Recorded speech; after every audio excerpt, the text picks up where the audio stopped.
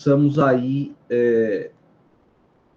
construir esse raciocínio sobre o direito com base em Max Weber. E depois já vamos passar para o material novo, que também já está no ambiente conhecer, né? E como é um material que eu coloquei relativamente novo, né? Daí, no segundo momento da aula, eu vou fazer o compartilhamento da tela para que vocês também possam acompanhar aí o material, que é o mesmo que está lá no ambiente conhecer, mas daí a gente vai acompanhando e fazendo os apontamentos mais relevantes de cada um dos autores, tá? Claro que a gente não precisa correr, não precisa ter pressa, mas vamos aí render o máximo possível, tá bom? Bom, então façamos o estudo de Weber e o direito. Pessoal, o método de Max Weber, né? Para quem nunca ouviu falar, o Max Weber é um intelectual alemão muito importante, não é? No início do século XX, ele, por exemplo, participou da elaboração de documentos importantes para a história da humanidade como um todo, né? Ele, por exemplo, estava presente na elaboração do Tratado de Versalhes, que colocou fim à Primeira Guerra Mundial. Depois ele estava presente na elaboração da Constituição de Weimar, na Alemanha, não é, que foi um documento constitucional muito importante para a história, tá? Não só alemã, como para a história do Ocidente como um todo. Então é um sujeito que tem muito peso, não é, em termos de presença histórica e de desenvolvimento do raciocínio. Bom, no que diz respeito à sociologia específica de Weber, ele desenvolveu um método que é chamado de método compreensivo, tá? Baseado no quê? No entendimento, turma, de que as pessoas em sociedade, elas se comunicam através de ações, não é? Através de condutas. Essa interação social, praticada por intermédio de ações, Weber deu o nome de ação social. E o que seria essa ação social? É toda conduta, toda ação que tem como objetivo, como finalidade, a produção de uma interação social. Não é? Então eu tenho ações individuais que não têm esse escopo, esse objetivo de uma interação com o outro em sociedade, e eu tenho, por outro lado, ações que têm como razão de ser, como finalidade, a criação desses vínculos e dessas interações. Tá? Mas veja, seria impossível tentar classificar todos os tipos de ações, não é? E todos os motivos. Isso escaparia escaparia até do objetivo de tentar sistematizar um estudo da sociedade. Então, o Weber ele teve uma ideia muito interessante, que está presente até hoje, né? Nos nossos estudos, que foi a ideia de criar tipos sociais, tipos de ações, desculpa, tipos de ações. Esses, por que usa a palavra tipo, né, turma? Tipo quer dizer molde, forma, não é? Um modelo. Então, nesse aspecto, ele criou 4 tipos de conduta que pudessem servir de base para um melhor aprofundamento das ações sociais. Veja, Quando eu falo em tipo, quando eu falo em molde, esse conceito ele não é tão novo em termos de método. Porque quando você estuda, por exemplo, direito penal vocês já estão tendo aula, né? No direito penal, você encontra lá uma ideia de. Tá travando? Vê se melhorou.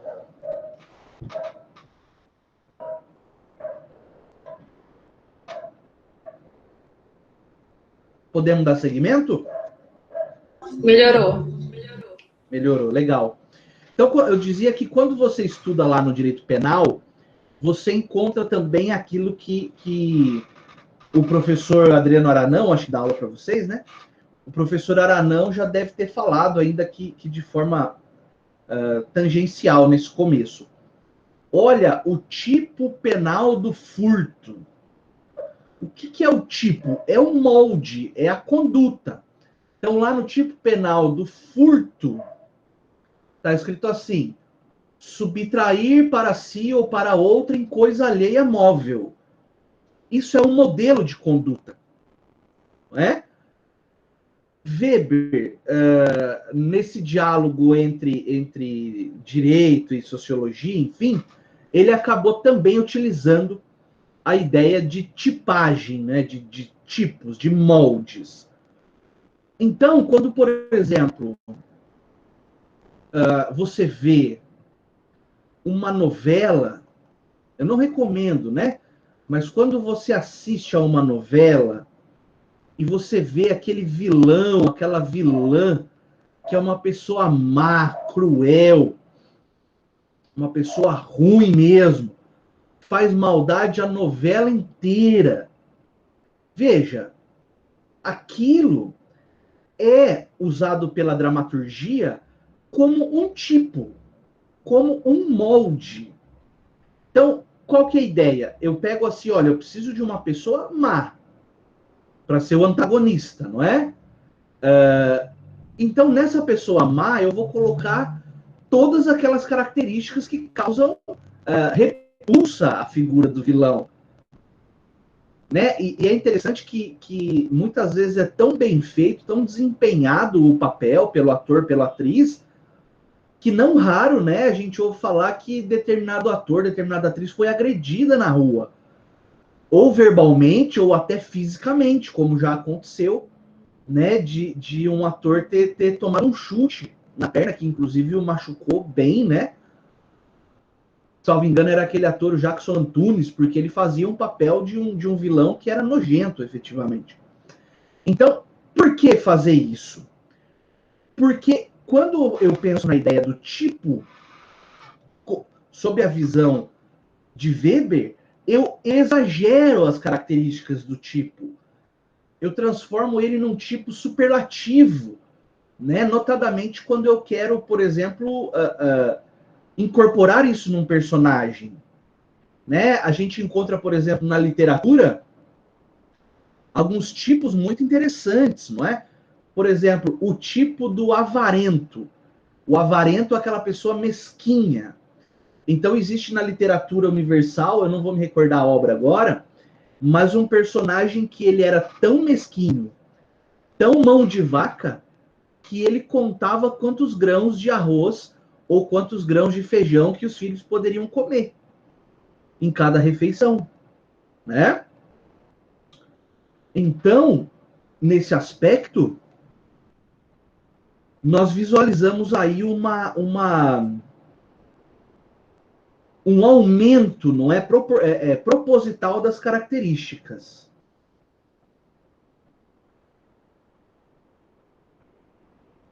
Tá, beleza. Obrigado, Vinícius. Eu vou dar um ok aqui para não ficar no vácuo. Legal. Então Weber veio e colocou 4 tipos ideais para que a gente pudesse entender e classificar as ações das pessoas na sociedade. Então ele colocou lá, ó, acompanha comigo no material. Ele colocou, primeiro, a ação tradicional. Ação tradicional. Vocês querem que eu compartilhe a tela, turma? Para acompanharem junto comigo? Pode ser, professor. Acho melhor. Claro, professor. Eu gosto. Por favor. Não, é que esse material já está disponibilizado para vocês. Mas vamos lá. No problem. Desculpa, estava treinando meu inglês. Vamos lá. Deixa eu pegar aqui. Pode ser que demore um segundinho, mas vai ficar bom. Vou pegar aqui. Pá. Permitir. Estão vendo aí? Me ajudem. Ainda não. Ainda não? Só você, professor. Então já. Oi? Só você. Agora sim? Agora foi.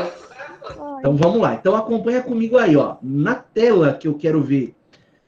Ação tradicional é aquela cujo motivo deriva de um mero, hábito ou costume.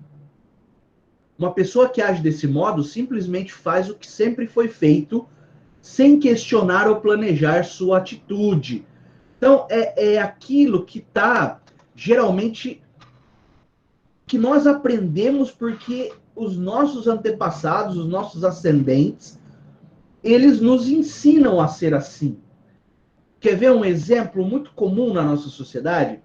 A ideia de pedir a bênção para o padrinho ou para a madrinha. Uma outra situação muito comum, especialmente quando é voltado para a ideia religiosa, a ideia de batizar os filhos, né? Em alguns lugares, inclusive, fala que se não batizar o filho, o lobisomem vem pegar a criança, né? Então são baseados em costumes, tradições, às vezes até mesmo em folclore. Como está aí no conceito, você percebe que não há planejamento ou nenhuma racionalização disso. Não se questiona, porque sempre foi assim. Tá? Isso nós chamamos, junto com Weber, de uma ação tradicional.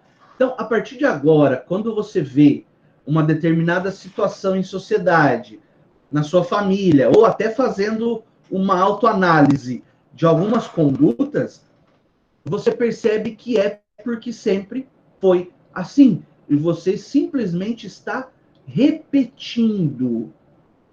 Tá? Você pode, inclusive, associar esse conceito a algo que estudiosos da mente mais modernos chamam de paradigma. São aqueles paradigmas que você recebeu na sua família, porque a família é o primeiro ambiente social, né? E acaba reproduzindo e muito provavelmente também vai ensinar para os seus descendentes. Tá? Então, essa é uma ação tradicional. Na sequência, nós temos aí a ação afetiva. Tudo isso Weber que sistematizou, né? Claro. Essa ação afetiva, ela é motivada pelas emoções. Também, veja, raciocínio zero, né? É quando a pessoa age de forma impetuosa, sem pensar. Ou, ainda que haja algum raciocínio, mas a emoção predomina. Então, o sujeito ali está agindo mais com o fígado do que com o coração, né? Então, ações que podem acontecer por motivo de raiva. Exemplo, briga de torcida.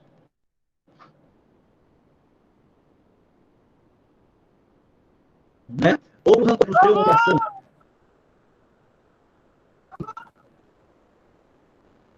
Isso, avisa que eu não estou vendo. Travou, professor. Beleza. E agora, será que voltou? Deixa eu tentar fechar uma janelinha aqui para ver se melhora. E agora? Voltou. Voltou? Tamo Voltou, junto? professor. Legal. Obrigado, gente. Vai avisando, tá? E eu dizia, então, da questão do sujeito que age motivado pela raiva. Dei um exemplo que é lamentável na nossa história esportiva, né? Que é a briga de torcidas, por exemplo. Ou pelo rancor, o sujeito que sofreu uma humilhação.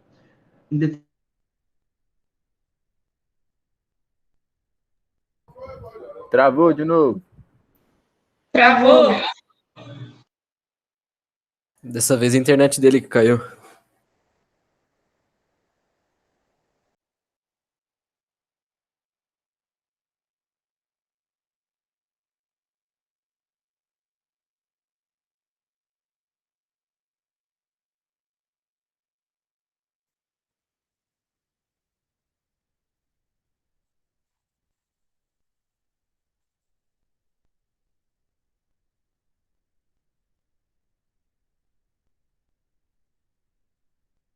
Gente, o que aconteceu? Voltou pra vocês ou não? Não. Não, vai ter que assistir a aula depois. O professor ficou offline. O Rômulo, eu acho que hackeou o professor. Certeza. Ah lá. Aí vocês estão me discriminando, cara. Aí, ó. É bom que dá tempo de nós anotar agora. Eita, tá Anotar gravando. o que mesmo? Tá gravando. Não falei nada, não. Falei nada, não.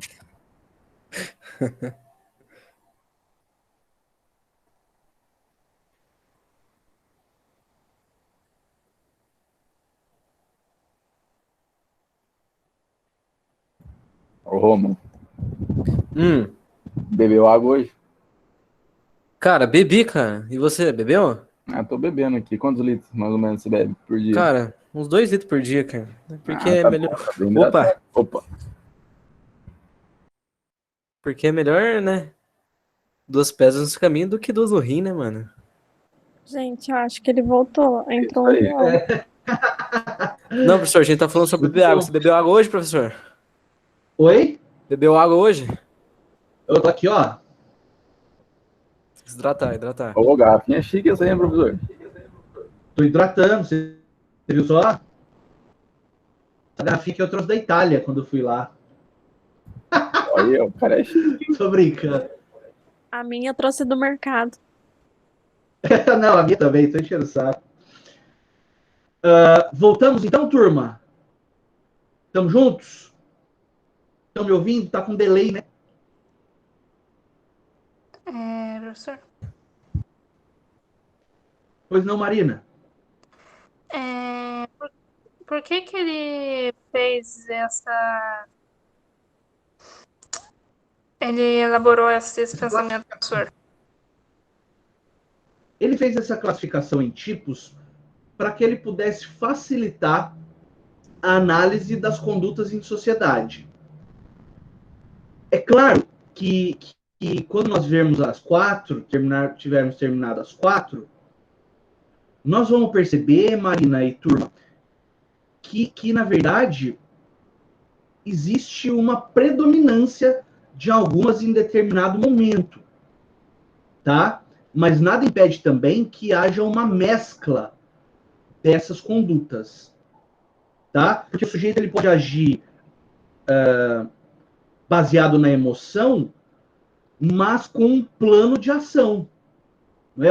Eu fui humilhado, eu quero me vingar de fulano, então eu vou desenhar um plano para devolver a humilhação, enfim, ou causar um mal para essa pessoa, tá? Eu tô compartilhando de novo para a gente dar sequência. Enquanto vai fazendo os trâmites aí, eu vou dando sequência. Posso? Então nós vimos ação tradicional e ação afetiva. Uma movida pelos costumes, por uma repetição de atos, e uma outra movida pela emoção, né? Pelo amor, pelo rancor, pelo ódio, enfim, pela compaixão. E agora, a terceira, é uma ação valorativa, também chamada de racional, né? Essa ação valorativa racional, como está aí na tela, É através da é moral? motivada... Perdão? É através da moral, professor? Essa é a número 3 agora. Isso, mas. Ah, esquece. Não, fica à vontade. Eu vou pôr o foninho aqui, porque o meu alto-falantezinho aqui tá bem ruim. Mas pode falar. Fica à vontade. Professor, será que você pode Então, voltar vamos adiante. rapidinho? É que a minha internet tinha caído. Ah, beleza. Seja bem-vinda.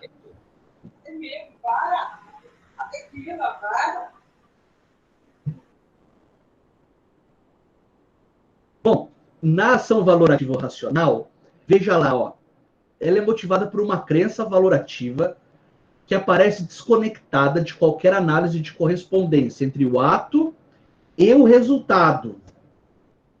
A pessoa age movida pela busca da justiça social, transformação do mundo, da liberdade, mas seu ato não guarda qualquer nexo lógico com esse fim. É o sujeito que, a princípio, atua para, ou supostamente, querendo causar um bem maior, não é? Mas, afinal de contas, a conduta dele acaba sendo de cunho egoístico, não é?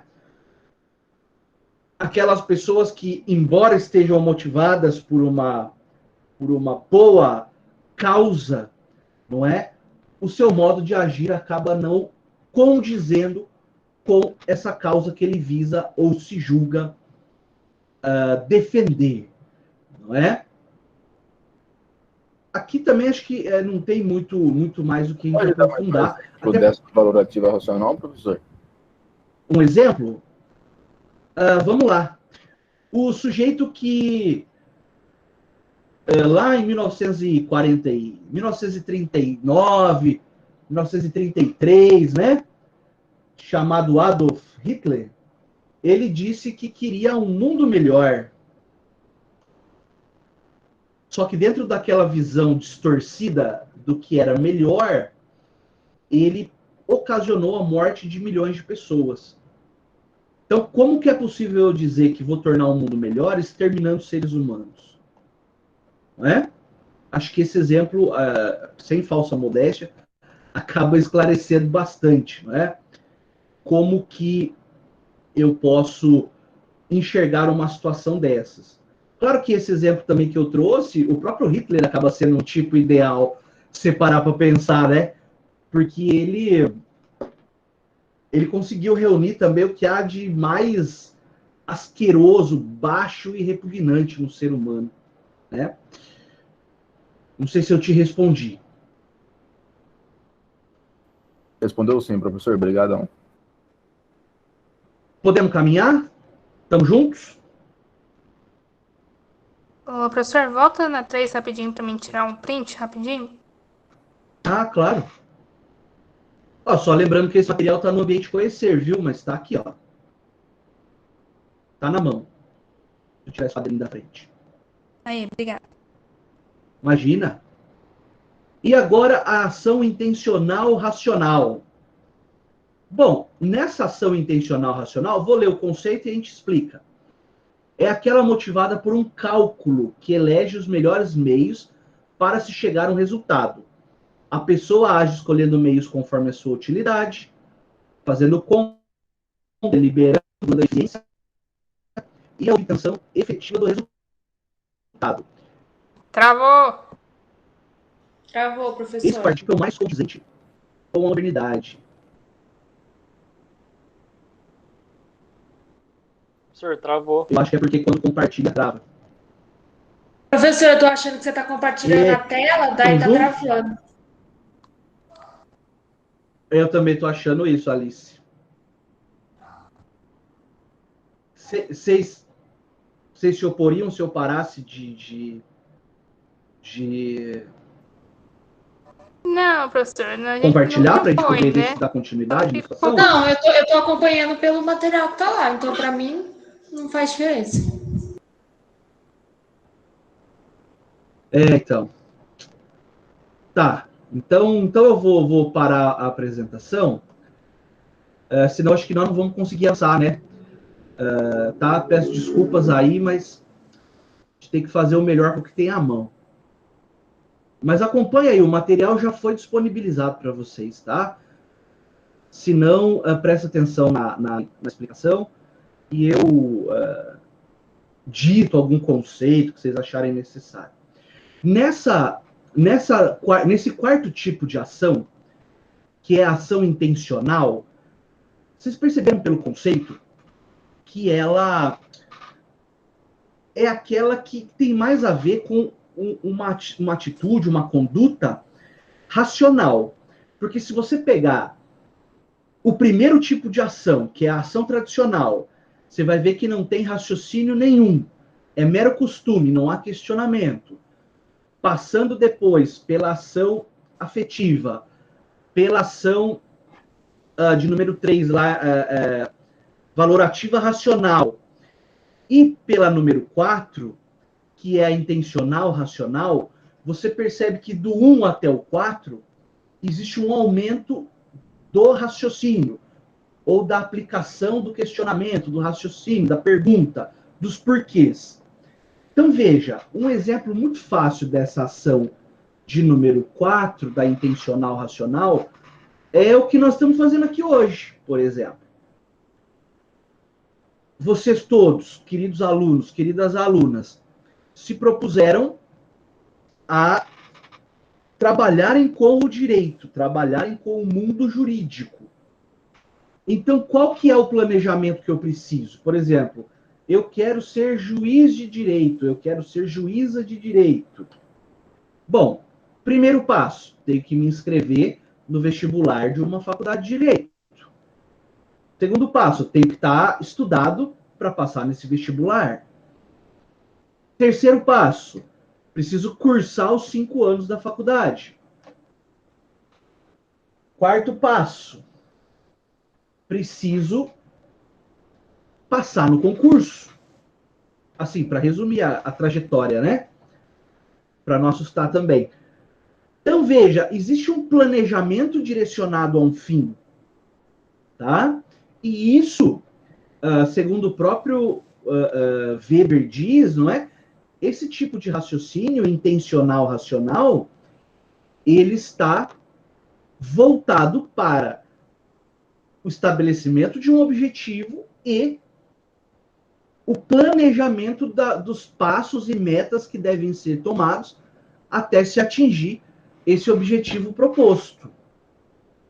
Eu dei o exemplo da sala de aula para ficar bem próximo de nós, né? Mas você imagine ações governamentais, não é? Ou outras ações que necessitam de um planejamento prévio, tá? Trazendo aqui para o nosso mundo acadêmico, não é? Eu quero escrever um artigo sobre o pacote anticrime. Bom, para eu escrever esse artigo, primeiro eu preciso ter um planejamento, eu preciso ter um conhecimento prévio de direito penal e processual penal, eu preciso depois buscar fontes de pesquisa, organizar um sumário, sentar e escrever o artigo, não é? Além de escrever, eu quero publicar, então eu preciso buscar revistas e periódicos que publiquem o meu artigo, certo? No número 3, quando nós falamos ações valorativas racionais, além do exemplo do Hitler, para não ficar escasso de exemplo, você pega a pessoa que age motivada por valores que tem a ver com a sua moral, com o seu conceito interno de certo ou errado. Então você pega lá uma pessoa que não come carne, é vegana, porque acredita que o abate dos animais é um momento de sofrimento.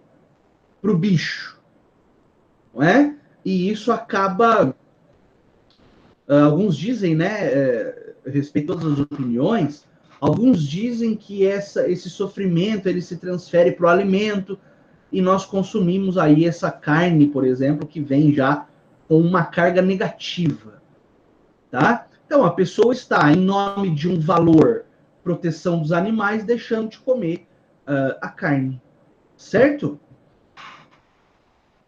Tudo bem até aqui, turma? Tá travando menos? Agora tá melhor, professor. Então tá bom, obrigado. Obrigado e desculpa, né? Porque eu fico sempre me achando em débito por conta dessas travadinhas, mas infelizmente é assim. A hora que chegar o 5G, não é isso? O 5G da China vai melhorar, eu acredito. Tô só ironizando, tá? Tomara que a vacina chegue primeiro, professor. Né? Não, o que vier, que for para melhorar, pode vir, não tem problema. Ó, então, superada essa ideia de campo, de tipos ideais, para que a gente entenda isso, e entenda que, como disse agora há pouco, só para reforçar, os tipos ideais, eles podem eventualmente mesclarem-se. Tá? O que nós notamos é a predominância de uma dessas características em determinadas condutas. Pois bem, no campo político, também é possível, não é? Visualizar alguns tipos ideais. Que são tipos, turma, modelos de conduta, formas de atuação que legitimam o exercício do poder pelo líder da nação, por assim dizer, pelo sujeito que exerce o cargo de direção de um país. Então, eu tenho alguns tipos de legitimação do poder. Eu tenho, por exemplo, o tipo tradicional de legitimação do poder. O que isso quer dizer quando eu falo em legitimação do poder? É dizer o seguinte: o que justifica determinada pessoa estar ocupando um cargo de liderança? Quando eu falo do tipo tradicional, nós estamos falando também, não é, numa ideia de crença, numa ideia de costume. Por exemplo, quando nós imaginamos a monarquia, que tem como principal característica a transferência do poder dentro de uma mesma família. Não é? Então, nós estudamos aí nos livros de história, a exaustão, às vezes, as monarquias europeias, não é? Então, o rei da Inglaterra passava o trono e a coroa para o filho, que passava para o filho, que passava para o filho. Ou se o rei morresse antes de ter filho, um irmão poderia assumir, não é? Eventualmente até uma filha, no caso da rainha Elizabeth, não é? Na França, idêntica situação, por exemplo, com a dinastia dos Valois, não é? Dos reis Luís, né? Luís 13, 14, 15, enfim. Então, isso é um tipo de dominação que é tradicional. Também, veja, não há muito questionamento. É primeiro, porque Deus quis e porque sempre foi assim. Professor, tá travando. Então,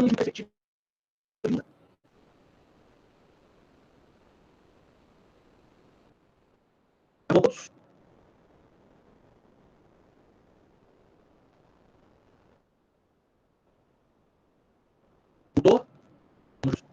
Ainda não, tá cortando a voz.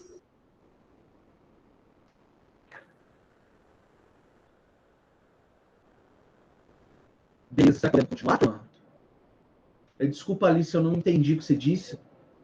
Estava travando, acho que agora voltou. Legal. Então, beleza. Então, isso é a dominação tradicional. Na sequência, turma, nós temos aí uma legitimação do poder ou uma dominação que é chamada de dominação carismática. Essa dominação carismática, ela é muito perigosa. Na verdade, todo esquema de dominação é perigoso, né? Mas eu acho que a dominação carismática é problemática pelo seguinte sentido. Na dominação carismática, a população enxerga no seu líder características que o transformam quase que num super-herói, quase que numa figura super-humana. Ele é colocado num patamar acima do resto da sociedade. É aquela figura que geralmente aparece como o salvador, como aquele que vai conduzir a sociedade para um reino de paz e prosperidade. Também vou usar o exemplo do ditador alemão, do Adolf Hitler. Ele apareceu num momento histórico europeu onde a Alemanha havia sido destruída após a Primeira Guerra, encontrava-se numa crise financeira, política e até mesmo moral, né? Ao final da Primeira Guerra, aquele país estava destroçado. E ele então surge como alguém que traria o orgulho alemão de volta, como alguém que colocaria fartura na mesa do alemão, que geraria empregos, que acabaria com a própria corrupção do sistema político alemão. Veja como que a história ela é cíclica. Ela vai se reescrevendo, não é? E nesse aspecto, até porque pessoas antes dele também haviam já surgido na história europeia com esse tipo de promessa. E a partir de então, naquele mar de desespero, não é? Esse sujeito, Hitler, foi alçado ao maior cargo dentro da estrutura política alemã. O resto é história. Todos nós sabemos o que aconteceu daí em diante. Né? Então, veja, esse é o líder carismático. Professor, houve outros líderes carismáticos? Você pode dizer o mesmo do Benito Mussolini na Itália, na mesma época. Né? Você pode dizer do conquistador o Alexandre o Grande.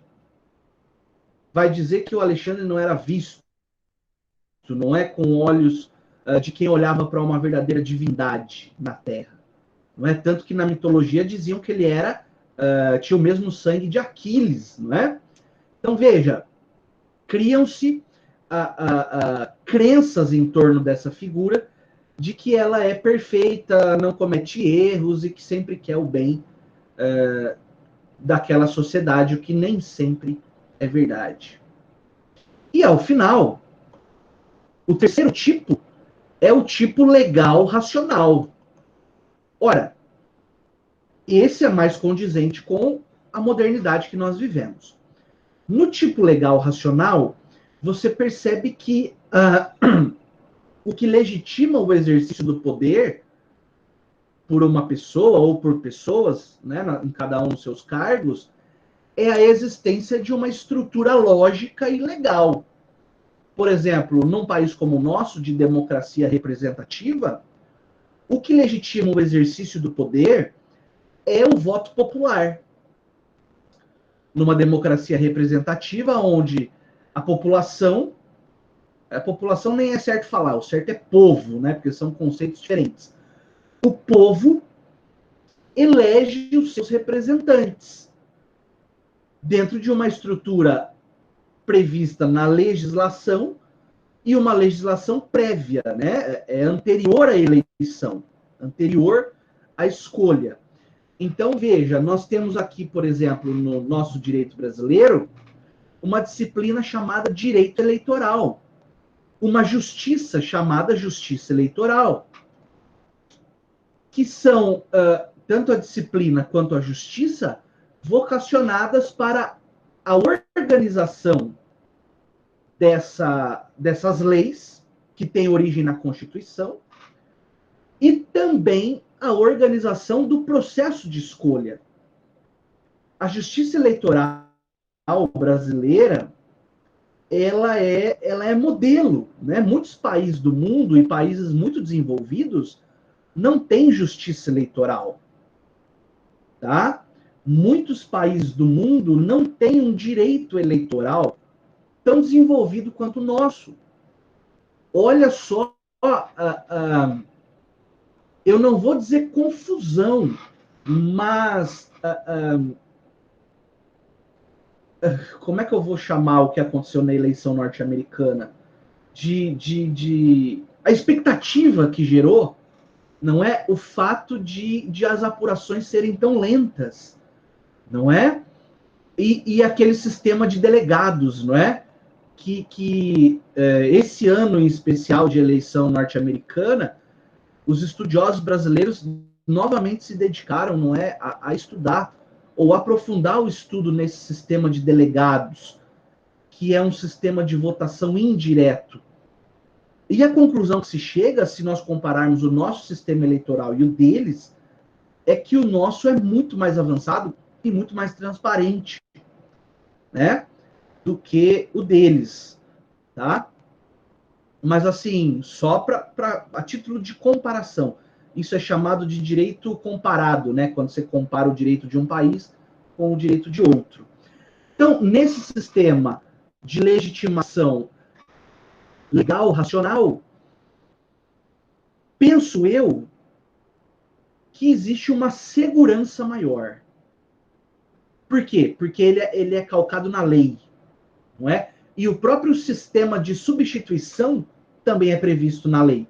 Diferente do sistema tradicional, onde é um sistema hereditário e inquestionável, e diferente do sistema ou da legitimação carismática, na qual, não raro, esse sujeito que é alçado a uma condição de super-homem, salvador da pátria, ele acaba sendo traído pela própria vaidade e não raro se torna um ditador que busca perpetuar o próprio poder, né?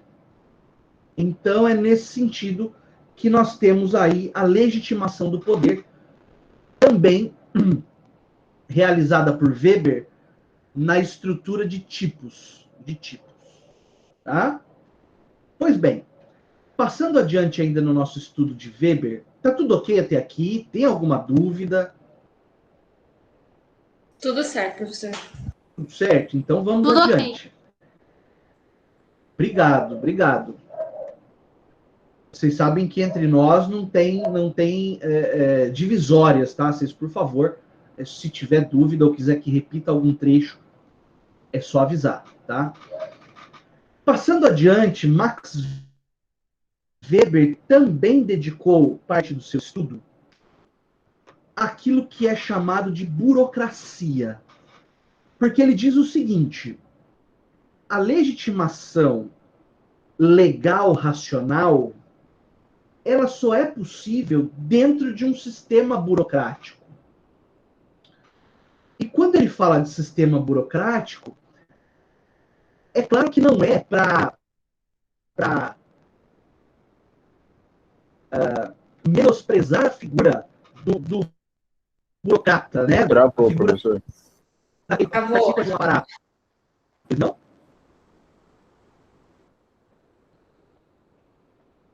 Travou?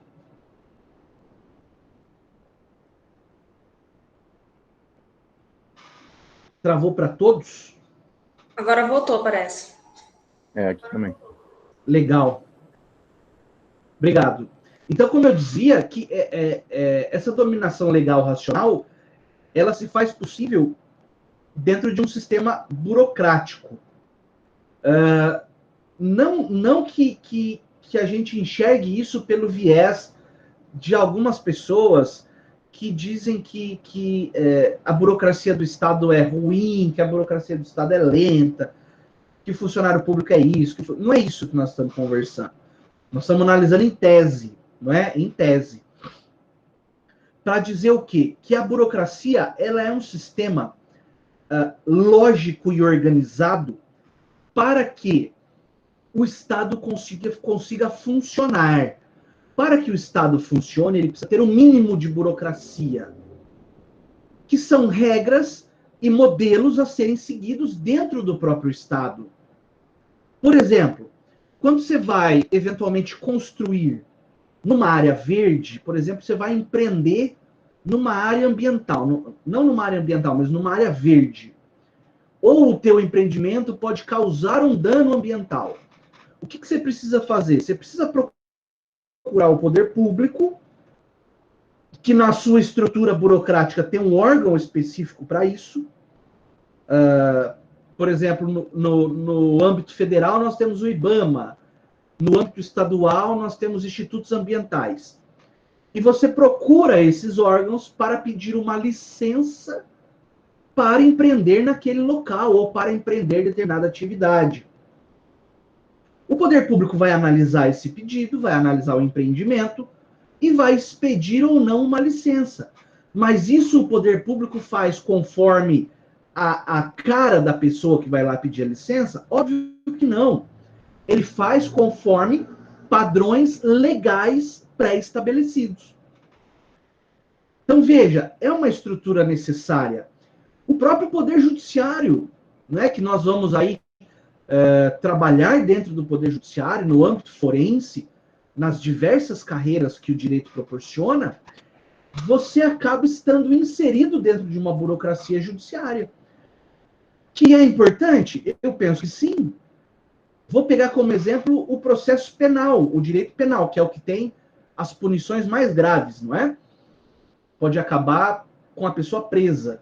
Você imagina se o sujeito comete um crime e não existe todo um caminho burocrático legal a ser percorrido até eu chegar à sentença.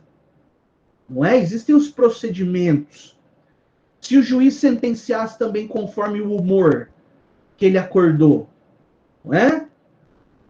Geraria muitas injustiças. Poderia o mais inocente ser punido e o mais culpado ser absolvido, e não é isso, não é bom para a sociedade. Então, o aparato burocrático, para Weber, ele é essencial, ele está no DNA do próprio Estado. Agora, uma questão interessante dentro da burocracia, do estudo da burocracia, que o próprio Weber ressaltou, é que chega uma hora que esses aparatos burocráticos, esses diversos órgãos e atividades, eles precisam se auto-justificarem. Vou dar um exemplo. Vocês já ouviram falar da Central de Inteligência Americana, famosa CIA. CIA. Né?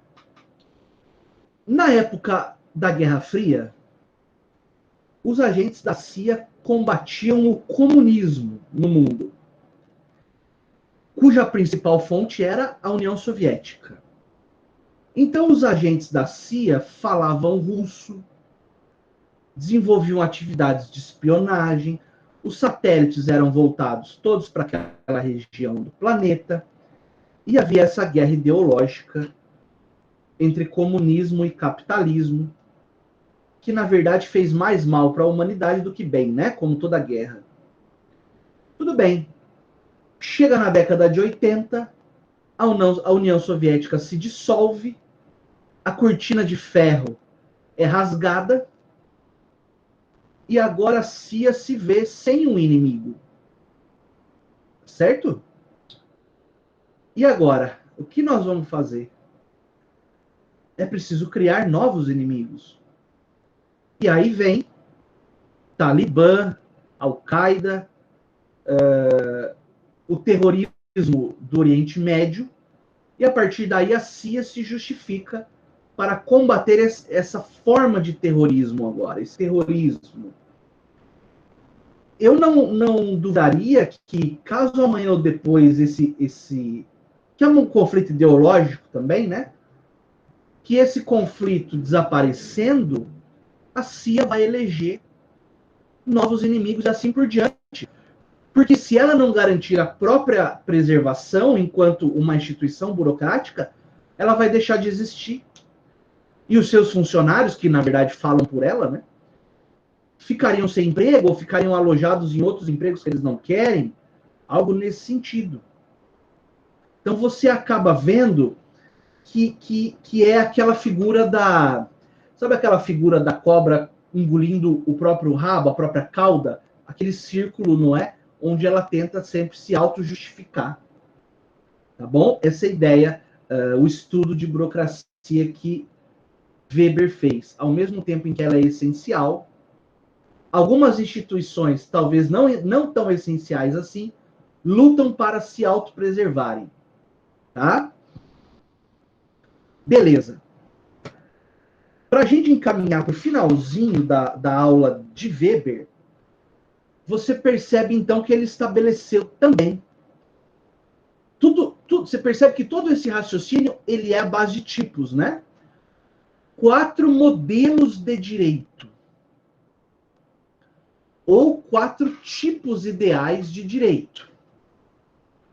Então eu tenho lá um direito racional material que é realizado por normas cujos julgamentos, não é? É realizado por normas genéricas, gerais. Mas essas normas não estão necessariamente dentro de um código, dentro de um sistema legal. Então, repito, a primeira forma de direito, chamada de forma racional material, eu tenho normas genéricas, mas não positivadas. Claro que com exemplo tudo fica mais claro, né, turma? Vocês já ouviram falar daquilo que é chamado de equidade dentro do estudo jurídico? Se não, talvez. Eu peço desculpa até por fazer essas perguntas, né? Nós estamos na nossa 4ª semana de estudos jurídicos. Senhor, eu não lembro de ter escutado, não. Mas se o senhor quiser explicar... Legal. E isso eu vou explicar sim, Jorge. Obrigado pelo toque. O que acontece? Primeiro, o que é equidade? Pessoal, equidade vem de uma ideia de igualdade, de justiça. Então, veja, a pergunta parece até retórica, né? Dizer assim, vocês já ouviram falar de julgamento com equidade? Todo mundo vai dizer, claro, professor, todo julgamento tem que ser justo, ora bolas. Pelo menos em tese, né? Pelo menos no livro. Então, veja, julgar com equidade é uma obrigação do juiz, do Poder Judiciário. Só que, em alguns momentos, a lei permite que o juiz julgue por equidade. Olha a diferença, hein? Julgar com equidade, aplicando a lei ao caso concreto, e julgar por equidade. Quer dizer o que é isso? Julgar com um conceito de justiça que o julgador possui. Que não está na lei. Travou. Travou. Travou, professor. Professor, Travou. em determinados momentos.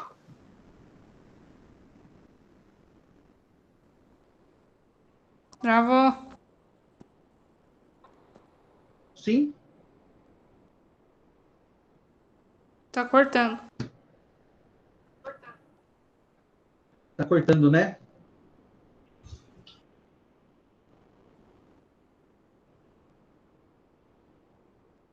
Na hora que voltar, vocês me avisam, por favor? Eu acho que voltou. Eu acho que voltou também. Se puder explicar desde o começo, cortou a hora que você estava explicando. Vou sim. É que eu percebo que o Google não aguenta comigo tem hora, porque é muito conhecimento, então ele vê que vem uma pancada, ele falou, opa, vou travar um pouco, senão eu vou apanhar muito. Também acho, professor. Pessoal, não é? E é a mais pura verdade, Vinícius. Tá?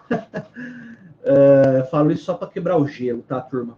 Ó, então eu dizia do julgamento com equidade, que é uma obrigação do juiz, e existe um julgamento por equidade. Quer dizer o quê? Que em determinados momentos, a própria legislação, os próprios códigos, isso é muito mais comum no direito civil, tá? Permitem ao juiz que afaste-se da lei e julgue com base na sua própria ideia de justiça. Mas veja como que o sistema ele é complicado, mas ele é perfeitinho. É a própria lei que abre essas brechas. Então, quando eu digo que o julgamento é racional material, eu estou dizendo que o juiz, ao lado da lei, obrigado, Giovana. Estou dizendo que o juiz, ao lado da lei, a par da lei, está trazendo justiça ao caso concreto, sem ter efetivamente que recorrer à lei escrita. Então, isso é julgamento por equidade. Diferente do julgamento com equidade, que é uma obrigação do juiz fazer o julgamento com equidade de acordo com a lei. Agora, essa mesma lei, sem medo de ser repetitivo, tá? Essa mesma lei traz algumas brechas nas quais ela permite que o juiz caminhe ao lado da lei com uma ideia própria de justiça. Vou dar um exemplo, porque senão fica, voando o que eu disse. A pessoa menor de idade, e você não fala de menor, hein? Não existe isso. A pessoa menor de idade, um garoto de 10 anos de idade, sapeca, ele pega um tijolo e estoura todos os vidros do carro do vizinho, que é uma Maserati que o vizinho acabou de comprar. Tinha nem emplacado ainda, o moleque foi lá e quebrou todos os vidros do carro e riscou ainda a lataria com esse mesmo tijolo. E ele ainda ficou vivo. Só que assim, é um exemplo, né? Claro, uma hipótese, né? O pai da criança não tem dinheiro para cobrir esse prejuízo. Mas a criança tem um dinheiro na poupança que ele recebeu de herança do avô, ou uma doação, enfim, e com esse rendimento da poupança, a criança, claro que sem saber, acaba sustentando a família toda. E daí o juiz olha o caso e diz o seguinte: bom, se eu pagar a indenização do dono da Maserati na íntegra, eu vou zerar essa poupança e eu vou causar a ruína da família toda. Então, por equidade, eu vou reduzir o valor da indenização, para que o dono do carro que foi danificado receba alguma coisa, mas eu não prive a família do necessário para o próprio sustento. Isso é o próprio Código Civil que manda. O juiz vai reduzir equitativamente a indenização. Certo? Isso é um julgamento racional material. Eu tenho normas gerais, veja, a equidade é uma norma geral, é uma ideia de justiça, que não está positivada, não está escrito no código qual é a solução para o caso específico. Vai depender da ideia de justiça do juiz. Bem? Tudo ok? Podemos continuar? Entenderam esse exemplo? Sim. Mas aonde que se aplica na racional material, professor? Eu vou te dar um exemplo legislativo, pode ser? Pode Onde sim. você vai encontrar esse mandamento de julgamento por equidade. Deixa eu achar aqui, é jogo rápido.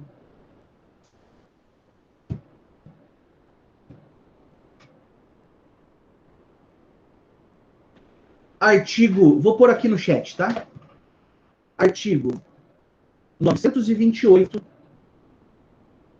parágrafo único do Código Civil de 2002. Vou fazer a leitura, ó. É o exemplo exatamente que eu passei para vocês, ó. O incapaz, ou seja, a criancinha de 10 anos, por exemplo, responde pelos prejuízos que causar, se as pessoas por ele responsáveis não tiverem obrigação de fazê-lo ou não dispuserem dos meios suficientes. Então é o pai e a mãe que não tem a grana para cobrir o prejuízo que o menino causou. Parágrafo único. A indenização prevista nesse artigo será que deverá ser equitativa, tá vendo? Equitativa, não terá lugar se privar do necessário o incapaz ou as pessoas que dele dependem. O que o código está dizendo aqui? Pode ser até que o juiz entenda que a família não pague um centavo para o dono da Maserati. Professor, então o dono do carro danificado vai ficar sem receber? Pode ser que sim. Pode ser que sim. Porque a ideia de justiça que impera nesse exemplo é entre privar a família do mínimo para existir e pagar a indenização de um cara que teve dinheiro para comprar uma Maserati, ou ele que manda consertar e paga por conta própria, entendeu? Certo? Não sei se eu te respondi. Ô, professor, Pois não.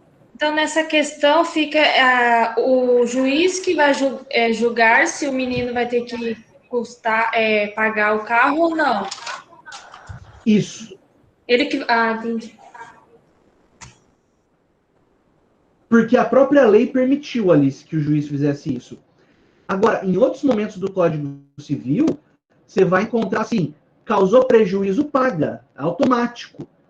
Mas nesse caso, por envolver um menor, por envolver eventualmente a família que não tenha condições de pagar, pode permitir-se, excepcionalmente, é claro que é uma exceção, que fique sem ressarcimento a vítima.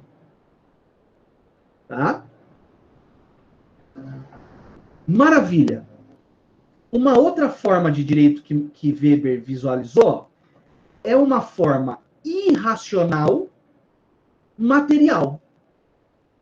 A forma irracional material, como o próprio nome já ajuda, ela não tem uma estrutura lógica. Aqui nós estamos diante daquilo que nós chamamos de casuística. Uma análise caso a caso, sem regras pré-estabelecidas. Então, que é o seguinte, em duas situações idênticas, eu posso ter duas soluções diferentes. Porque não existe razão ao decidir. Exemplo. No caso da Inquisição, na Idade Média. A Inquisição era um tribunal católico, eclesiástico, não é? Onde vários casos, por assim dizer, vários casos diferentes, ou melhor, vários casos iguais, tinham soluções diferentes. Por exemplo, 3 mulheres da mesma aldeia Travou, professor. acusadas de bruxaria. Travou. Vamos.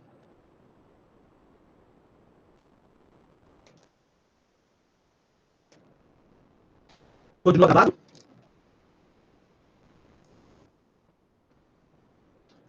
Oi? Voltou. Voltou, professor. Legal. Então eu dizia assim, ó, que vários casos idênticos podem ter soluções diferentes. O exemplo da Santa Inquisição na Idade Média.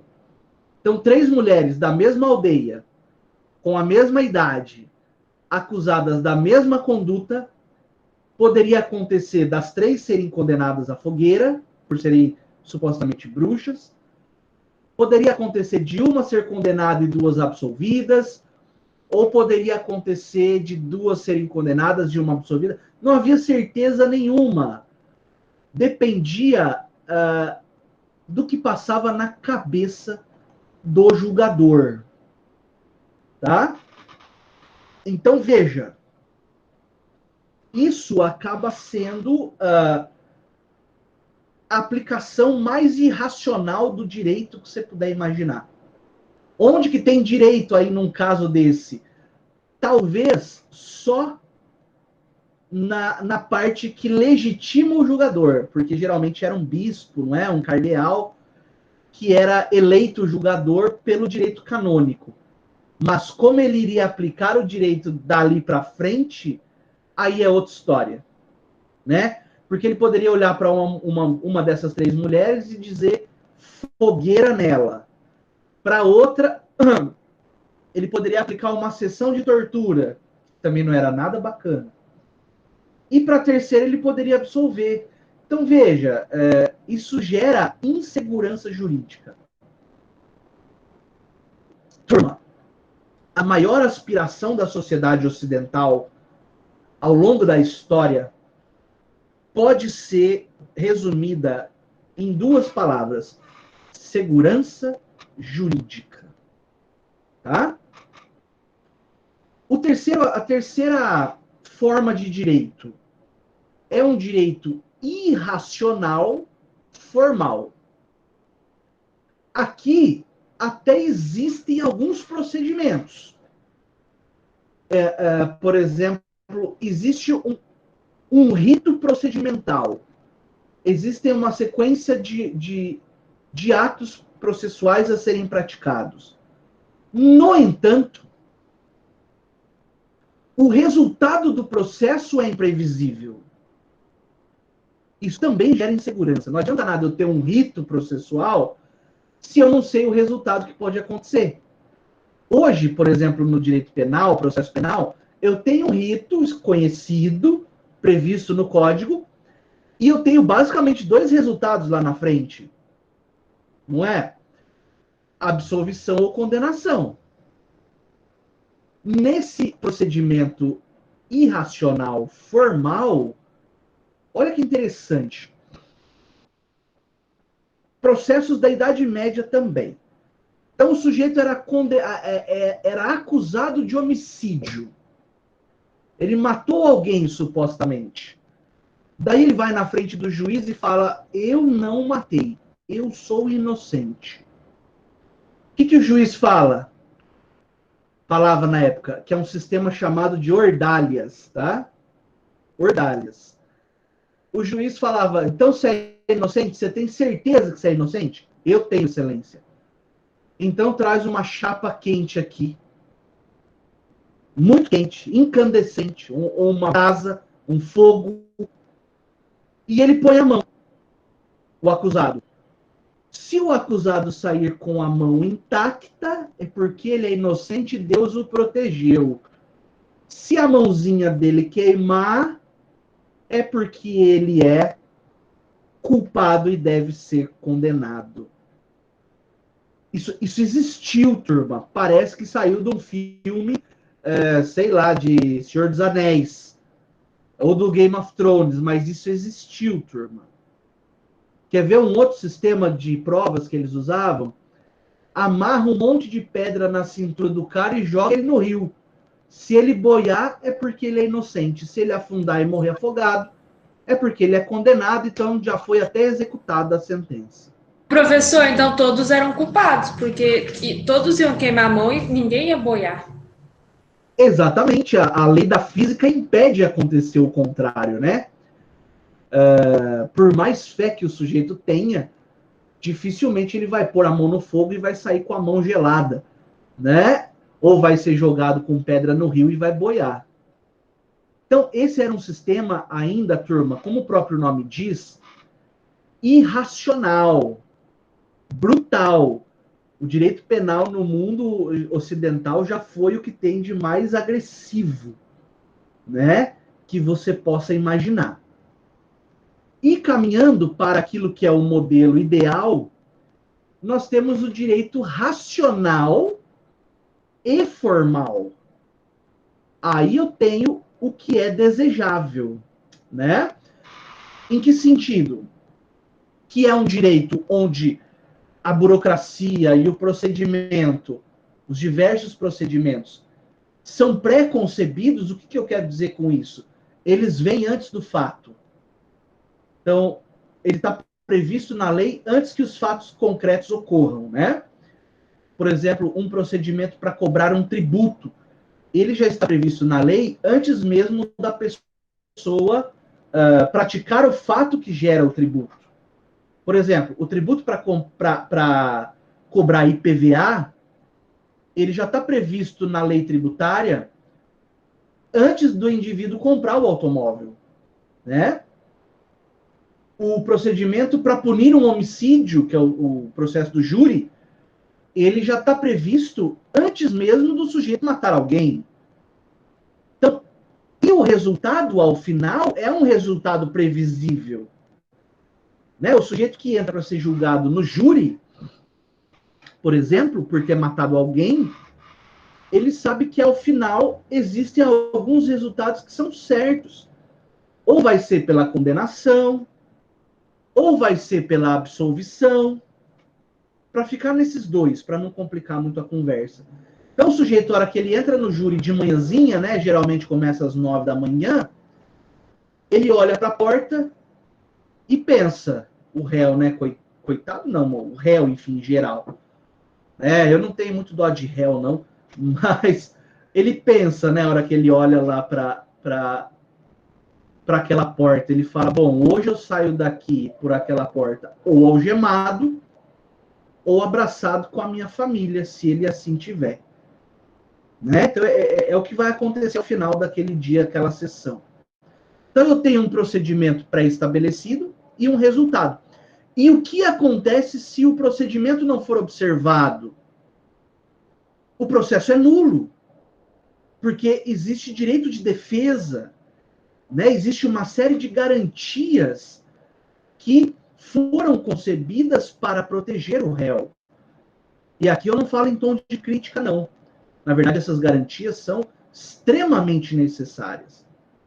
Porque se você deixar o Estado solto para punir as pessoas, nós voltamos lá em tempos de um direito penal violento. Então, essas garantias, elas são importantes para cada um de nós que está aqui e também para o mais odioso dos criminosos.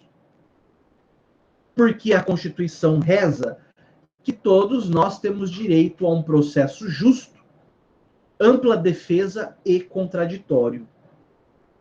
Tá?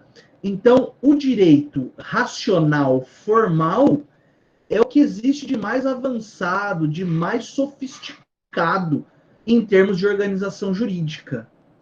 E, de novo, você percebe o método de Weber, que ele sai daquilo que é mais irracional possível, brutal, violento, para aquilo que é o mais civilizado, racional e menos violento. Né? Tudo ok com essas informações, turma? Sim. O que vocês preferem, o direito das ordalhas ou o direito moderno? Das Moderno. ordalhas, professor. Das ordalhas. Depende Do do caso. cara, tem alguns mas casos veja, que olha que interessante. das ordalhas... Pois não, caia Jorge? bem. Tem uns casos que o Desculpa. das ordalhas caia bem, hein? Então, só que daí tem um furo, bacana a gente conversar assim. Aí no direito das ordalhas tem um furo, porque imagina o sujeito que é acusado injustamente. Né? Que pode ser um de nós, por exemplo. Se coloca no lugar do acusado. Daí vou me colocar no lugar do acusado. Então eu tenho um inimigo aqui na sociedade, na grande sociedade Ribeirão Clarense. É só um exemplo, tá? Não tem inimigo aqui, não. Todo mundo me adora e me ama. Mas suponhamos que eu tivesse alguém que, fora da seu juízo, me odeie. E para me prejudicar, ele faz uma acusação falsa. Ó, não tinha polícia que investigava, não, hein? Acusou, já pega o cara. Me pega, vou me colocar no exemplo, me leva no alto de um morro e dizem para mim o seguinte, e eu sabendo que eu sou inocente, que o crime que estão me acusando nem existiu. E daí o julgador fala assim, ó, nós vamos te jogar de cima desse morro aqui. Se você voar, é porque você é inocente. Se você se esborrachar lá embaixo, é porque você era realmente culpado. Veja, é interessante e eu acho bacana a gente bater esse papo, até para a gente ir criando esse pensamento garantista. Porque quando é para aplicar as ordalhas para outro, põe a mão dele no fogo, põe ele inteiro no fogo. Agora, se você se coloca no lugar do acusado, especialmente numa acusação injusta, mas aí é diferente. Não é assim? Mas só para a gente debater ou cobrar, né? Professor, eu vou para então, as perguntinhas. Pois não, Jorge? Pensa, nos dias de hoje, se a gente fosse usar o princípio das ordalhas aí, a gente podia usar para casos concretos, no caso, né? Por exemplo, fulaninho foi lá e matou 3 mulheres lá e um cara e um idoso lá. Aí tem uma câmera que gravou tudo, aí o princípio das ordalhas serviria. Porque não teria injustiça. Aí seria só se fosse jogar no rio. Tipo, se o cara voar, a gente vai descobrir que o princípio das ordalhas favorecia os criminosos, né? Eu entendo o que você está falando. Tem todas as provas do mundo contra o cara, né? Vai gastar tempo processando esse sujeito para quê, né? Só que assim, maior trabalho. Como esse direito é gasto do Estado, na verdade, né, Jorge? Mas como esse direito garantista ele tem que ser aplicado para todos, desde o mais inocente até o mais vil dos criminosos, né? A gente acaba, pelo menos, eu acredito que é um raciocínio que ao longo do curso a gente vai desenvolver, né? Vai desenvolvendo, que acaba sendo importante ter esse gasto com esse criminoso pestilento aí, ainda que nós saibamos de antemão que ele é culpado, né? E se você quer ver o que é mais curioso ainda, é que pode chegar no júri e o júri absolver um cara desse. Mas, ainda que ele saia absolvido, ele teve todas as oportunidades, ou mesmo culpado, ele teve todas as oportunidades de apresentar uma defesa, ainda que ele vá se defender contra o indefensável, né?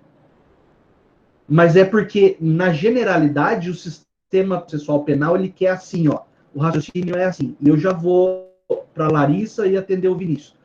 Que é um raciocínio assim, turma. É melhor um culpado solto do que um inocente preso. Tem uma lógica aí, né? Até filosófica. Vamos lá, Larissa.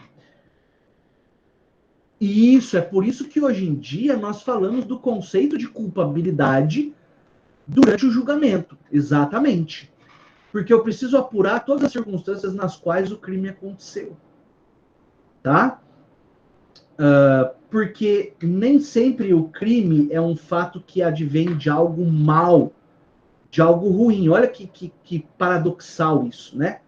Imagina o exemplo de um sujeito que trabalha em banco. Espero que não seja o caso, que nunca isso aconteça com nenhum conhecido nosso, mas o sujeito é gerente do banco, ou melhor, ele é tesoureiro do banco. Ele tem a chave do cofre. Aí o sequestrador pega o filhinho dele e sequestra.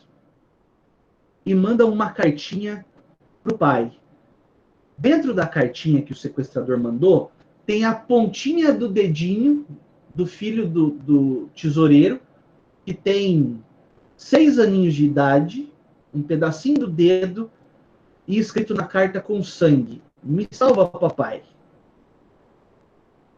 E o sequestrador escreve assim: se hoje, até as 14 horas, você não tiver aberto o cofre do banco, pegado o dinheiro do banco e levado no endereço tal, a próxima carta vai ter mais um pedaço do seu filho e assim sucessivamente até não sobrar mais nada da criança.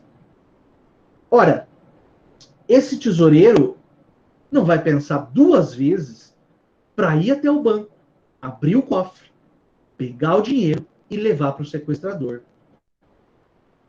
Analisando secamente o fato, o tesoureiro não furtou? Ou pelo menos praticou uma apropriação indébita, que também é crime? Sim. Mas é possível exigir dele uma outra conduta que não essa?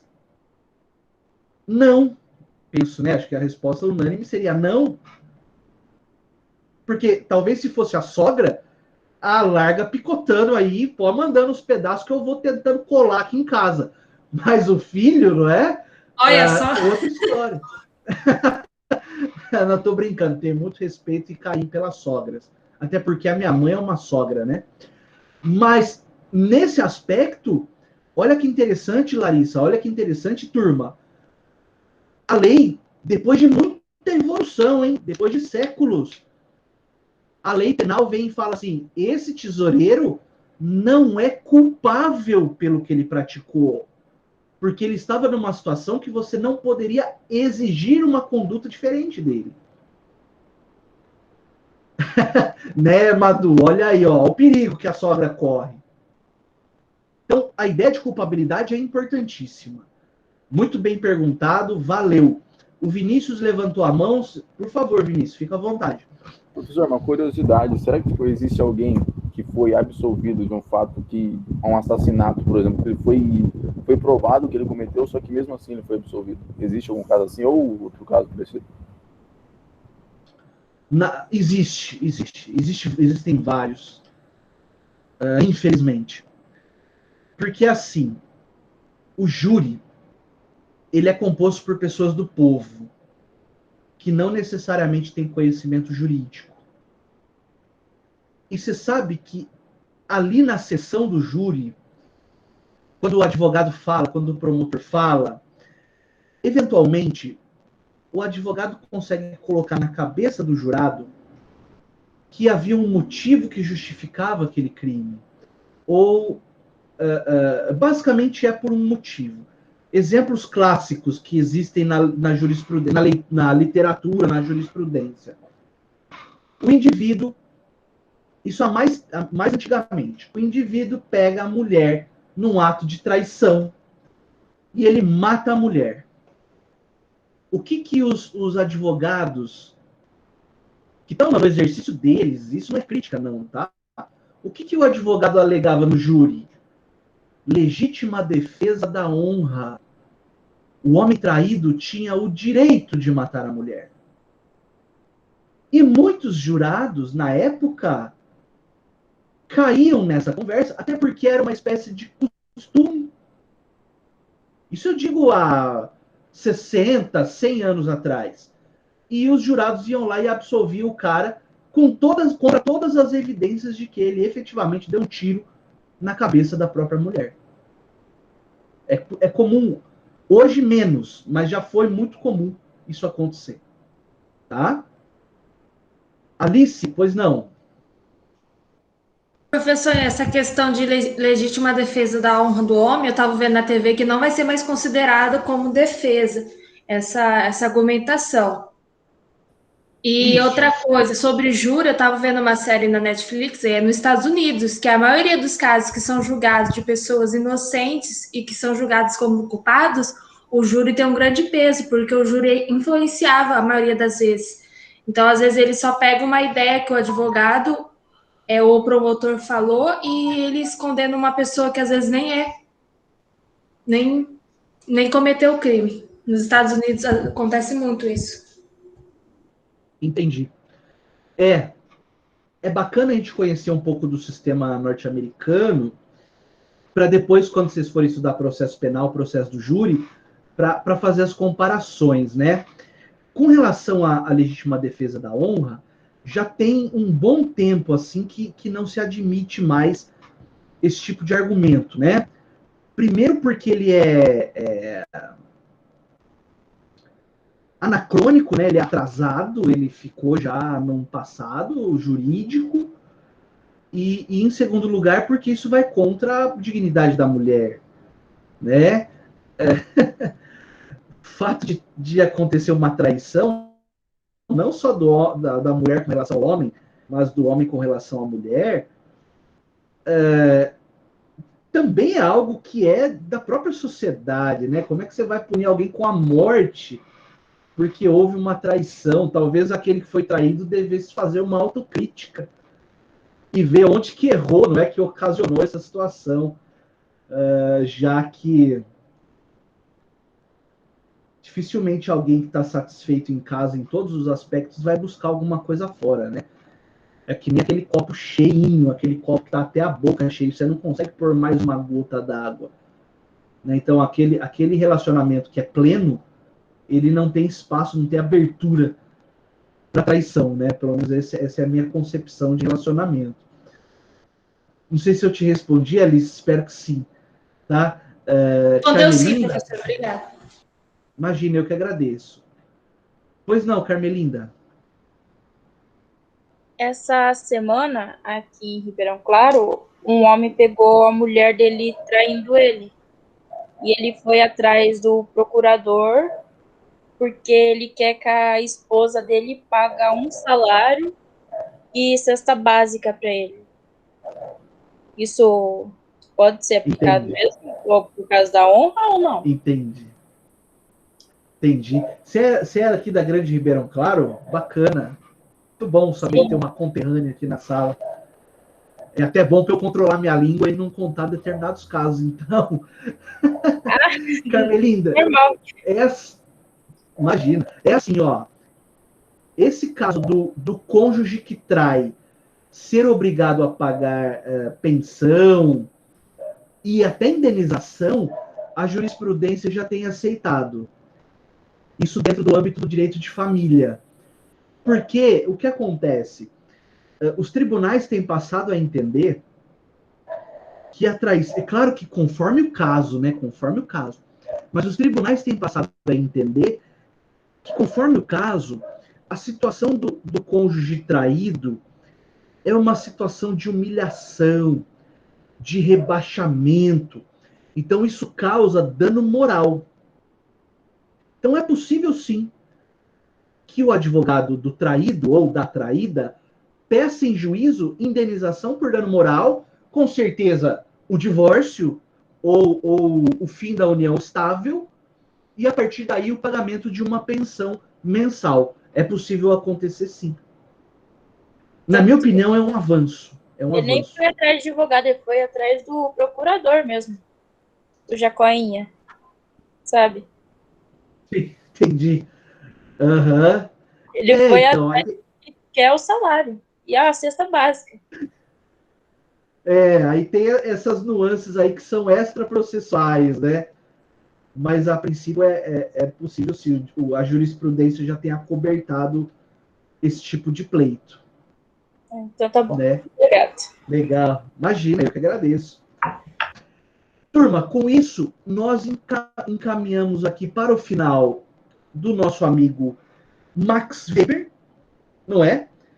Quando ele trata, então, desse direito racional formal, que é todo esse sistema jurídico que nós conversamos lá na primeira aula, lembra? Do direito objetivo, que é um sistema lógico, jurídico, pensado de forma a se sustentar, ele próprio se valida, não é? E ele traz para a sociedade a tão sonhada segurança jurídica. Não é? É claro que a segurança jurídica é sempre um horizonte, porque nunca essas decisões elas serão efetivamente, como eu posso dizer, o sujeito efetivamente vai entrar com uma ação. É claro que aquelas mais tradicionais, você já sabe o começo e o fim, Mas alguns processos novos, como esse, por exemplo, que a Carmelinda sugeriu, você, embora não tenha uma certeza absoluta, você tem uma ideia do que pode acontecer. Então, isso é muito importante em termos de segurança jurídica. Tá? Então, nós temos, a partir desse sistema racional formal, uma ideia de um aparato judiciário que vai efetivamente trazer uma resposta minimamente lógica para os problemas. Tá? Com isso, nós encerramos o nosso material 3. Deixa eu ver se é isso mesmo. É, isso mesmo. E nós temos ainda 10 minutinhos. Eu vou tomar a liberdade de já começar o primeiro autor do material número 4. Tá? Nem que a gente hoje vá um pouquinho adiante no nosso horário. Prometo que não vai passar das 9h45. Tá? Para que a gente possa dar pelo menos uma introdução na sociologia contemporânea sob o viés jurídico ou a análise do direito pela sociologia contemporânea, tá? Então esse é o material novo. Pois bem, turma, aqui eu vou então fazer uma introdução para que a gente possa retomar no próximo encontro. Ó, primeiro autor contemporâneo da sociologia que nós vamos estudar é o Bourdieu. Ele é um autor francês. O primeiro nome dele é Pierre. Então é o Pierre Bourdieu. Super contemporâneo, tá? Um sujeito também de muita inteligência, de muita capacidade de análise social. E diferente dos clássicos, turma, onde eu tomei a liberdade de falar um pouquinho do pensamento de forma geral, para depois entrar no direito, com esses contemporâneos eu vou direto na visão jurídica que cada um possui, porque senão a gente vai acabar gastando tempo precioso com conceitos que não são necessários para o nosso estudo. Então, veja, o Bourdieu entendeu a sociedade como dividida em campos. Campos você pode entender como grupos, como nichos sociais.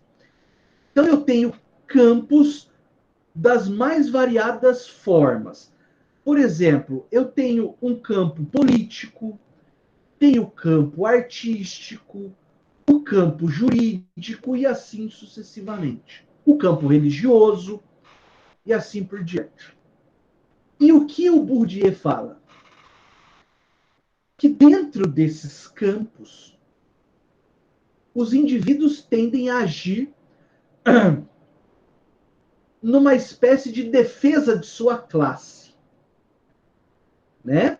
Então, dentro do campo, eu tenho a ideia de capital. O que é o capital, professor? É o dinheiro deles? Ora, embora tenha dinheiro, o mundo capitalista ele é movido pelo dinheiro. A ideia de capital com Bourdieu vai adiante. Ele diz que o capital não é só o dinheiro, mas o capital é, por exemplo, o conhecimento que as pessoas possuem, a cultura que as pessoas possuem, essas experiências de mundo que as pessoas possuem. Então, veja, o capital social do indivíduo A, que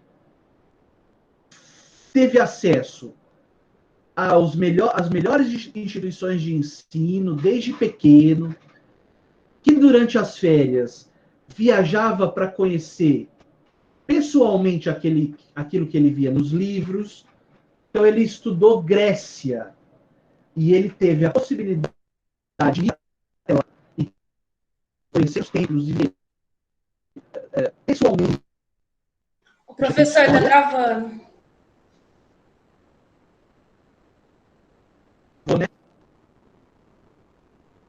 Tá.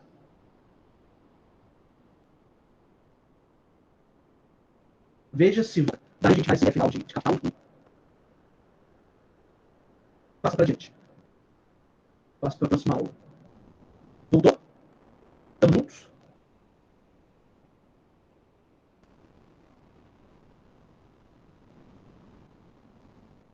Não estamos juntos?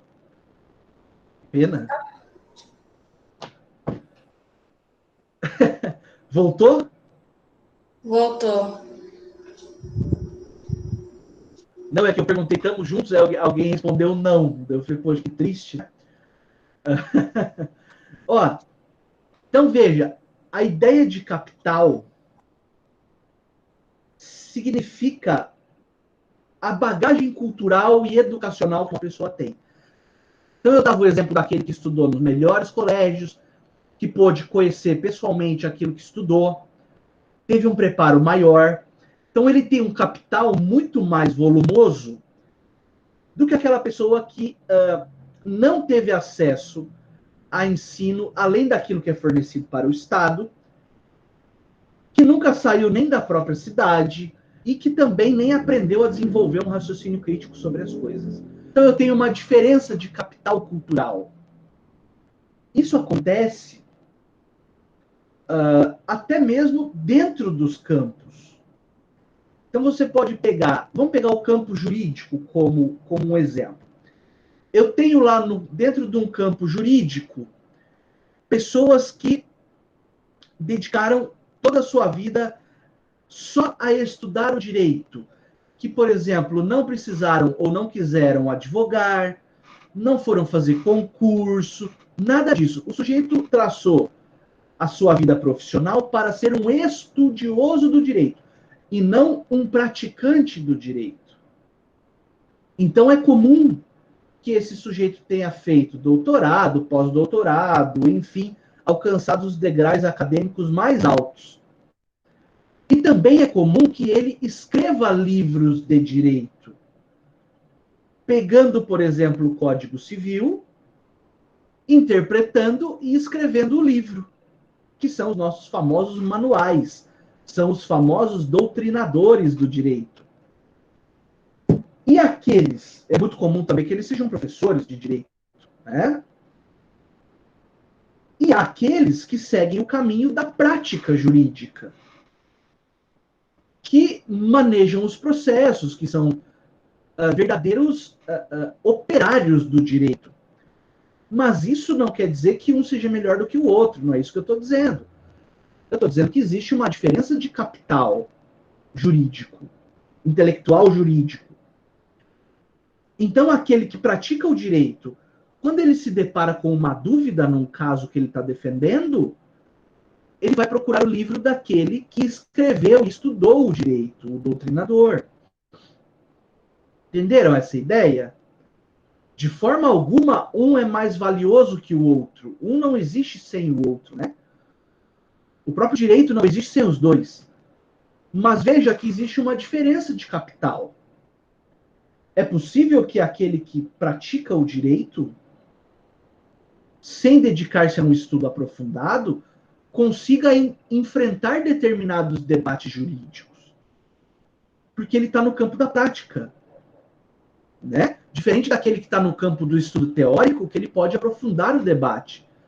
E, inclusive, formatar o modo como nós enxergamos o direito como um todo. Isso talvez esteja mais voltado para a vocação de cada um, né? Do que para um condicionamento social. É claro que o condicionamento social também influencia. Ô, professor. Mas eu diria que mais voltado. Pois não. Desculpa te interromper, eu não sei até que hora o senhor vai estar explicando, é que 9h10 a gente tem a outra aula. Não, vou fazer chamada já. Eu vou parar nessa ideia de capital para que a gente possa, então, aprofundar o nosso estudo na próxima aula, tá bom? Pessoal, de antemão, eu agradeço demais pela presença, pela participação. Eu tô achando a turma muito interessada. Eu sei que é uma disciplina que às vezes é pesado. Ela é menos fluida, talvez, que o ensino dogmático que vocês já estão tendo de penal, de civil, enfim. Mas ela é também importante, vocês já perceberam isso. E eu estou muito contente com a participação de todos. Eu agradeço demais pela paciência com os travamentos, né? Show ao vivo é assim mesmo, às vezes dá um probleminha. tá? Então, muito obrigado e vamos para a chamada, tá? Eu vou pedir mais uma vez encarecidamente, para quem gosta de responder oralmente, que o faça, mas não deixe de escrever aqui no chat o presente, tá? Porque isso pode servir para consultas futuras que eventualmente sejam necessárias. Então vamos lá. Alice, Andressa Ferreira, Andressa Rosa, Aurélio. Presente. Isso, escreve aí também, por favor. Bianca, Carmelinda, Presente. César, Daniel Lima, Dorcas, seja bem-vinda. Jonatas, Eric, Esther, Felipe Menezes, Esther tá presente. beleza. Felipe Menezes, tá aí já. Gabriela Santos, Gabriela Pazinato, Giovana, Henrique Miguel, Isabela Craveiro, Jorge Eduardo. Presente, professor. Valeu. Júlia Lamino, Júlio Afonso, Júnior, Cauã, Laiene, Larissa Moraes, a Larissa Sutério, não. Leonardo Justo, Lívia Azevedo, Lucas Kenzo, Maria Antônia, Maria Eduarda Vieira, Maria Eduarda Oliveira, Maria Eduarda Silva, Maria Eduarda Ferreira, Maria Helena, Marina Alves, Nicolas,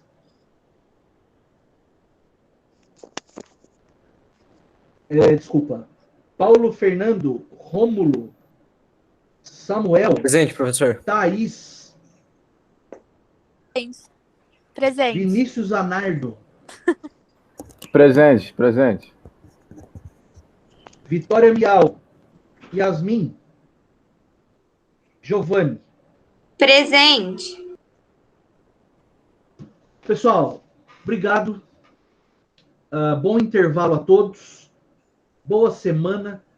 E conforme eu for achando materiais que eu acho que interessam para vocês, eu vou colocando lá no Insta. Beleza, Paulo? Tá com presença. Samuel também. Pois não, Jorge?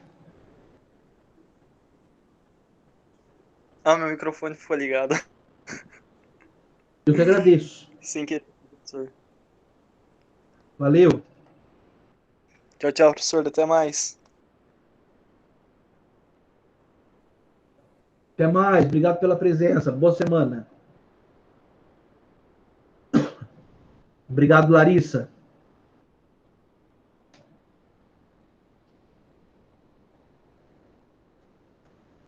Até mais.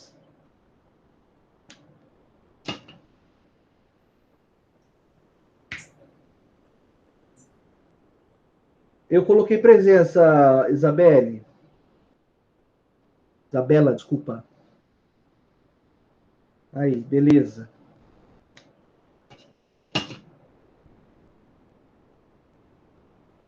Professor, Pois não. você é daqui de Ribeirão? Eu sou. Você é filho de quem? Acho que é mais. Bom, a minha mãe, ela é a professora aposentada, a professora Beta. Dava aula lá no Gavioli. Beto. Ô, professor. Eu não respondi chamada, desculpa, eu tava pegando minha comida, minha janta. Eu não coloquei presença aqui, Lucas. Fechou, então, beleza. Obrigado, viu? Valeu. Nada.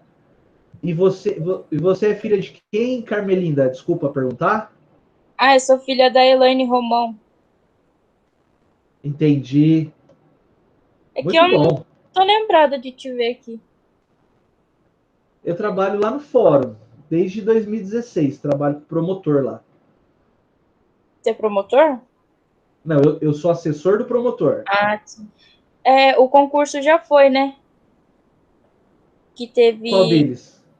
para trabalhar no fórum, estágio. Teve um para trabalhar no gabinete da juíza. Ah, sim. Já foi. Mas quando eu souber de alguma coisa, eu te aviso. Pode ficar tranquila. Ah, então tá bom. Obrigada. Imagina. Tchau, boa noite. Obrigado. Boa noite para você também.